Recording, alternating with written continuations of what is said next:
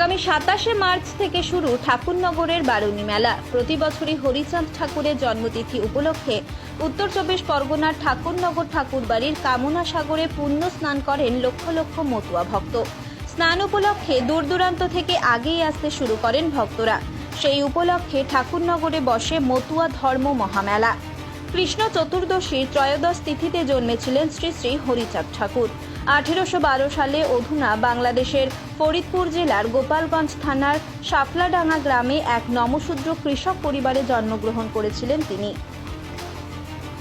ঠাকুরের জন্মতিথি উপলক্ষে ঠাকুরবাড়ির মন্দির লাগোয়া কামনা সাগরে স্নান করেন মতুয়া ধর্মের মানুষজন। এরপর লাল সাদা দ্বিরঞ্জিত নিশান ঊর্ধ্বে তুলে ডঙ্কা কাঁসর শিঙা বাজিয়ে প্রদক্ষিণ করেন গোটা ঠাকুরবাড়ি। হরিচাঁদ ঠাকুর জানতেন বিপ্লব আনতে গেলে সংগ্রাম অনিবার্য। সংগ্রাম হলে রক্ত তো ঝরবেই, তাই সংগ্রামের প্রতীক হিসেবে তিনি বেছে নিলেন ত্রিকোণ নিশানের রং লাল।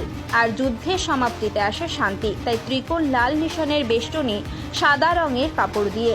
এটাই মতুয়া সম্প্রদায়ের কাছে আজ নিশান। অসংগঠিত শোষিত নিম্নবর্ণের মানুষদের সংগঠিত করে প্রতিবাদ আন্দোলন গড়ে তুলেছিলেন তিনি, তাই তিনি পতিতের উদ্ধারকর্তা। হরিচাঁদ ঠাকুর ছিলেন ব্রাহ্মণ্য ধর্ম এবং বৈদিক আচারের সম্পূর্ণ বিরোধী। একমেবা দ্বিতীয়ম শক্তিতে বিশ্বাসী ছিলেন তিনি। তবুও তার জন্মতিথিতে বৈদিক বারুণী দেবীর নাম জুড়ে যাওয়াটা তার দর্শনের বিরোধী। এই বিষয়টি অনুধাবনের পর 1985 সালের পর থেকে ঠাকুরনগর ঠাকুরবাড়ি এই দিনটি বারুণী স্নান নয়, মতুয়া স্নান এবং মতুয়া মেলা হিসেবেই দেখে থাকে। কিন্তু বছরের পর বছর ধরে লোকমুখে এই দিনটি বারুণীর পুণ্যতিথির স্নান বলেই প্রচলিত হয়ে আসছে। শক্তির উৎস হিসেবে তিনি বেছে নিয়েছিলেন হরিবোল ধ্বনি, যা আসলে শক্তি সঞ্চয় করে।